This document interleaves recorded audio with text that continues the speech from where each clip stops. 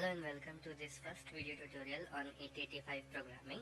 This tutorial is about installing the required simulator for 885 programming because we do not have a hardware kit. That is why we will be making our programs on some software which is a simulator for 885, and it will provide us with all the functionalities which are required to learn the basic programming of 885.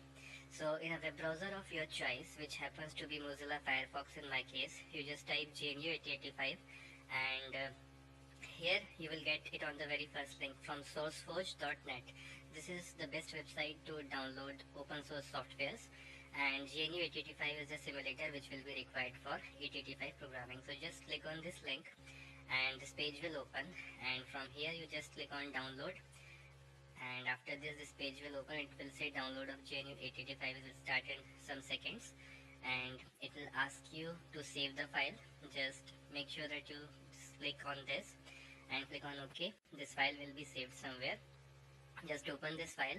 On opening this file, you will see that it is written that project management for GNU Sim 885 has moved to launchpad.net, and then they have provided a link from where the software can be downloaded. So just copy it, and after copying it, paste it into the web browser again. You will see a page like this, and you can choose out of many available flavors. Since I am working on Windows operating system, so I will choose from Windows installers. There are two installers which are given. I will choose the installer with GTK. So click on this and save the file. It is a very small file, but it will give very big results. So 7 MB is the size of the file. Save it and it will start downloading. When the download is complete, open the folder where it has been downloaded. Just double click on it and click on OK. It is a double click installation. So click on next, then click on next, and then install.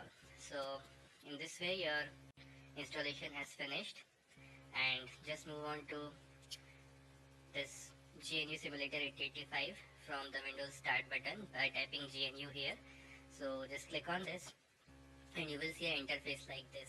Just close this, and you can also remove this program by selecting it and deleting it. So if you are up to here, you have installed GNU 885 simulator correctly, and you can see there are a lot of things here. There are certain things which are called as registers, and then flag, decimal to hexadecimal conversion, input output ports, memory, data stack, keypad, memory, input output ports. So there are a lot of things. So we will come to them one by one in our next tutorials. So we will first start with registers, and then we will move on to flag and so on. So there are a lot of things to learn, so keep watching our channel for more videos, as we will be doing a complete exhaustive thing on 8085 programming. So thanks for watching this video, and subscribe to